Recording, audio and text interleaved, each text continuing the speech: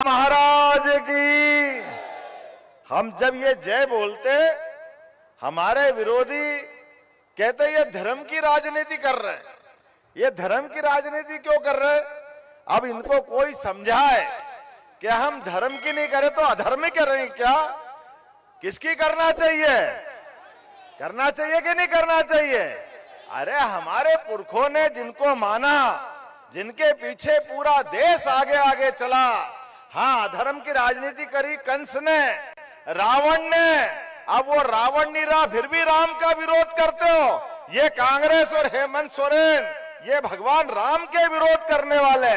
अपने बीच में ये चुनाव के समय आप सबको याद रखना है, ये अधर्म के मानने वाले हमको धर्म सिखाएंगे। मुझे इस बात की प्रसन्नता है, आज आपके बीच में आ रहा हूं तो यशस्वी प्रधानमंत्री ने जो कहा है कि सबका साथ सबका विकास, ये बोलने के लिए नहीं है। आप तो इतनी बड़ी संख्या में हो। मेरी अपनी विधानसभा में 2,85,000 वोटर में से कुल 500 भी अपने समाज के नहीं है, लेकिन नरेंद्र मोदी जी ने मुझे पहले मंत्री बनाया और अब मुख्यमंत्री बनाया।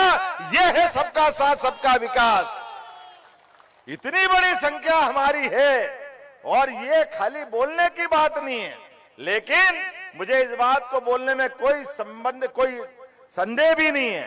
बाबूलाल जी जो बता रहे थे, पिछली बार सोरेन एक के बाद एक झूठ बोलते गए, सोने का सिक्का देंगे, सोने का सिक्का। आप में से किसी को मिला हो तो बताओ हाथ खड़े करके। सोने का तो छोड़ो, पीतल का भी नहीं मिला। ये सारे चोर पैसे खा गए, अपने हक पे डाका डाला। आज हमारे लिए तो बदलते दौर में हम जब जिसकी जयकारा बोल रहे हैं, जब भगवान राम अयोध्या में मुस्कुरा रहे, तो जमुना जी के किनारे वाले कृष्ण कन्हैया ने क्या बिगाड़ा? वो मुस्कुराना चाहिए कि नहीं मुस्कुराना चाहिए? वहां आनंद आना चाहिए कि नहीं आना चाहिए? आपके दरवाजे ये लोग आए तो आप उनसे कहिए कि भैया, जब 500 साल के संघर्ष के बाद भगवान राम धूमधाम से वहां विराजे, बोलो जय जय श्री राम। तो हमारे 500 साल के संघर्ष के बाद में जब भगवान राम मुस्कुरा रहे, तो ये देश तो भगवान राम और कृष्ण के नाम से ही जाना जाता है। दुनिया उनको उस नाम से जानती है, तो कृष्ण भगवान ने क्या बिगाड़ा? लेकिन ये सारी बात करेंगे, लेकिन जैसे ही आप ये बात करोगे, ये कि हम ये नहीं बोलेंगे, ये नहीं बोलेंगे, अच्छा तो तुम क्या बोलोगे? तुम बोलोगे बांग्लादेशी घुसपैठियों को यहाँ का हक चाहिए। अरे बांग्लादेशी घुसपैठिए, वैसे तो पूरे देश के अंदर ही कोई विदेशी इस देश में नहीं आना चाहिए। ये नियम और ईमान धर्म की बात है। बोलो सही बात है कि नहीं है? कोई विदेशी आना चाहिए क्या? अपने अपने देश में रहे, लेकिन वोट के भूखे ये सोरेन और कांग्रेस वाले सारे घुसपैठियों को यहां ला रहे। यहां आके वो घुसपैठिए क्या कर रहे? हमारी बहन बेटी पे निगाह डाल रहे, हमारी जमीन जायदाद पे निगाह डाल रहे हैं, उसको छीन रहे। हमारे रोजगार के जो साधन है, बेरोजगारी बढ़ाने में ये घुसपैठिए मदद कर रहे हैं। और तो और आने वाले समय में अपने बाबा बैजनाथ सहित सभी मंदिर संस्कृति को भी इसी प्रकार से ये अपनी निगाह से देख रहे हैं। मैं आपको बताना चाहता हूं, आज बताइए पूरे देश के अंदर जिस प्रकार का वातावरण बना है, जहां जहां हिंदू आबादी कम हुई है, वहां अपने देवस्थान खतरे में पड़े कि नहीं पड़े? ये आज कश्मीर का उदाहरण देख लो। कश्मीर के अंदर आज 70 साल तक जो धारा 370 के माध्यम से, अरे कश्मीर तो वो मुकुटमणि था भारत का, लेकिन याद करो मानसरोवर यात्रा भी करने जाते थे तो चारों तरफ से पुलिस वाले और सुरक्षा वाले ऐसे घेर के ले जाते जैसे हमको अमेरिका, इंग्लैंड या किसी और देश में जा रहे हैं। अपने देश के अंदर अपने भगवान का दर्शन करने जाओ तो भी हालत खराब थी, क्योंकि इनके पीछे कांग्रेस और उनके लोग थे। उन्होंने अपनी हिंदुओं की आबादी वहां बसने नहीं दी। आप बताओ, इनके हालात तो ऐसे हैं, इनके जो व्यवहार है वो व्यवहार तो ऐसे है, ये रांची को भी कराची बना देंगे, ऐसे हालात है। हमको चाहिए क्या? ये अपना देश है, अपना प्रदेश है, इसकी राजधानी बड़ी पवित्र है, लेकिन छोटे मन के कारण से आप बताओ पाकिस्तान की हालत क्या है। पाकिस्तान में 20% हिंदू थे जब देश आजाद हुआ। हमारी और उनकी एक साथ ये 1947 के दिन हमारी अपनी आजादी और उनकी आजादी साथ आई, लेकिन आज वहां घटते घटते घटते केवल 2% हिंदू रह गए। लेकिन अपने यहाँ इस देश के अंदर ये बढ़ते जा रहा है। लेकिन मुझे सभी मुस्लिमों से नहीं कहना, लेकिन खास करके रोहिंग्या मुस्लिम, बांग्लादेशी मुस्लिम ये आ रहे हैं। ये कहां से आ रहा है? ये हमारे हक को खा रहा है। बोलो मंजूर है? अपने हक खाना चाहिए क्या? आप बताइए, अपनी जमीन जायदाद पे कोई कब्जा करे, आप हाँ करोगे क्या? अपनी देवस्थान, हमारी संस्कृति, सब कुछ खतरे में। लेकिन आज के इस दौर में वो वहीं सुरक्षित है जहां हमारा ये कमल का फूल लहलहा रहा है। मुझे इस बात की प्रसन्नता, जोरदार ताली बजाओ नरेंद्र मोदी जी के लिए। आज मुझे मौका दिया, हमने सरकार बनाई। बाबूलाल जी साहब, हमारे अपने मध्य प्रदेश के अंदर भगवान ने कंस को मारा 5000 साल पहले, लेकिन शिक्षा ग्रहण करने भगवान कृष्ण उज्जैन आके शिक्षा ग्रहण करने आए सांदीपनि आश्रम में। शिक्षा का क्या महत्व है, ये भी समाज के सामने भगवान कृष्ण ने उदाहरण दिया है। शिक्षा से व्यक्ति आगे बढ़ता है। इसलिए इतने बड़े महाभारत के युद्ध में भी भगवान ने सीधा हथियार उठा के अर्जुन को लड़ने के लिए नहीं उकसाया।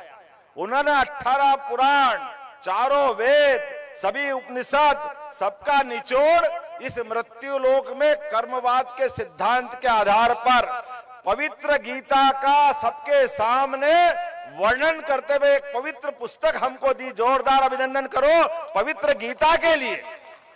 यह हमारी संस्कृति है और हमें गर्व तो तब होता है जब आज के इस दौर में यशस्वी प्रधानमंत्री, दुनिया का कोई भी बड़ा सा बड़ा आदमी, अमेरिका का राष्ट्रपति, इंग्लैंड का या कोई और देश का, जब वो भारत में आता है तो हमारे यहाँ तो बचपन से हमारे पुरखे नारे लगाते आए। कौन हमारे भाग्य विधाता, गीता गंगा गौ माता, ये तो हमारे आदिकाल से बोलते आए कि नहीं बोलते आए। तो ऐसी पवित्र गीता अब हमको कितना अच्छा लगता है जब उठा करके नरेंद्र मोदी जी अमेरिका के राष्ट्रपति को देते हैं। जाओ अपने देश के अंदर इसका अध्ययन करो, इस पे चल के दिखाओगे तो अमेरिका का भी भला होगा और दुनिया का भला होगा। ये भगवान कृष्ण ने करके बताया और कह के बताया। लेकिन ये बेईमान नालायक लोग, ये भगवान राम, भगवान कृष्ण, इनका नाम लेते इनको करंट आ जाता है। इनको ऐसा लगता जैसे बिच्छू काट लिया, सांप काट लिया।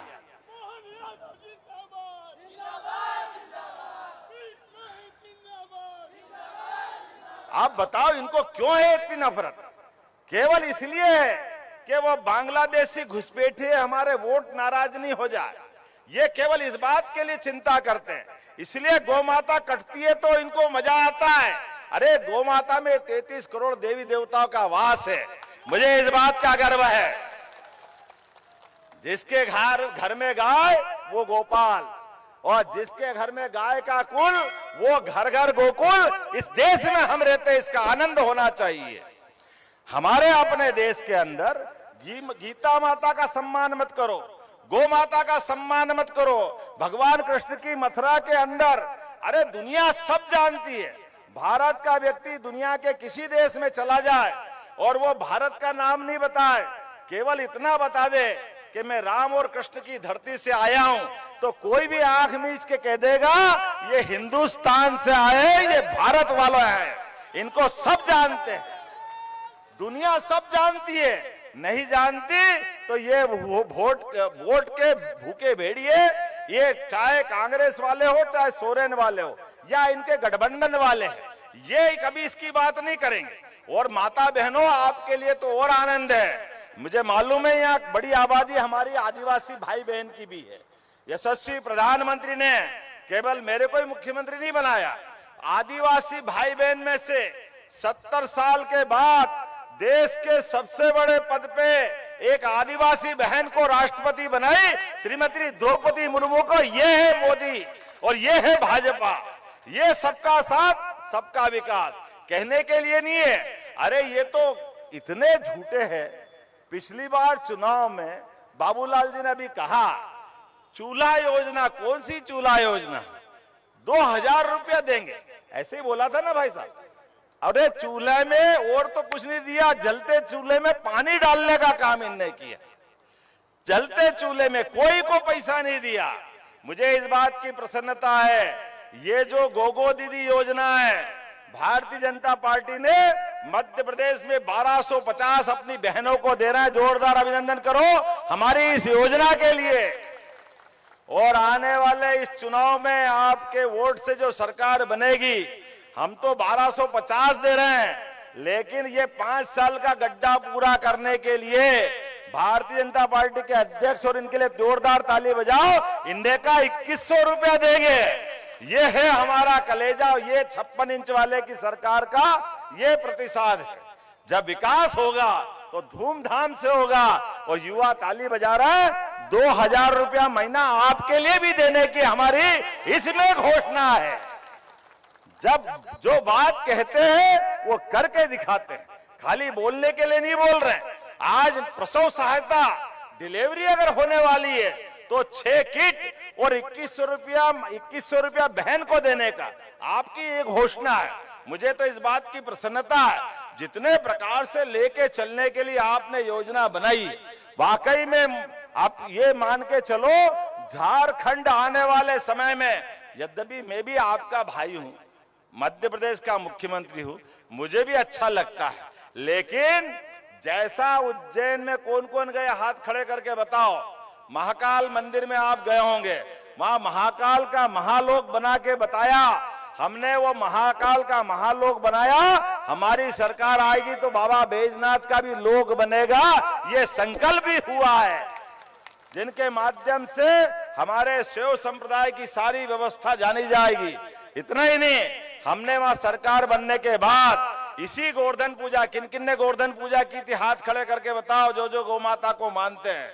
मुझे इस बात की प्रसन्नता है, हमने गोवर्धन पूजा के दिन बाबूलाल जी आपके माध्यम से सरकार तक बात पहुंचाना चाहूंगा। ये सब गो भक्त बैठे, कौन कौन गो भक्त है हाथ खड़े करके बताओ। सारे लोगों ने हाथ खड़े कर दिए। अगली गोवर्धन पूजा भी यही मनेगी और गोवर्धन पूजा के दिन छुट्टी भी घोषित करना, हमारी गौ माता को पूजेंगे, आनंद मनाएंगे। सच्चे अर्थ में तो दिवाली 2 दिन मनती है, एक दिन दिवाली तो धनवान की होती है, ये किसानों की दिवाली तो गौ माता के पूजने से होती है।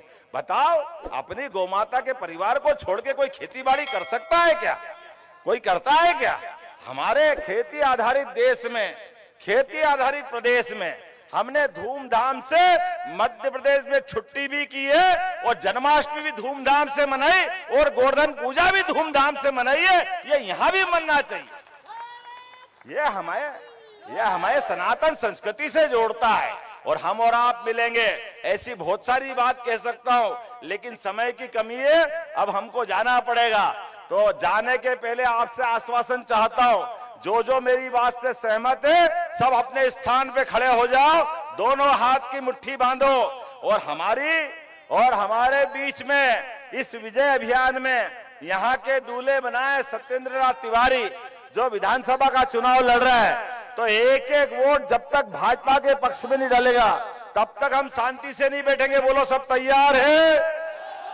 बोलो भारत माता की, गोपाल कृष्ण भगवान की, प्रभु रामचंद्र महाराज की, भारतीय जनता पार्टी जिंदाबाद। बहुत बहुत धन्यवाद। भारत माता की जय।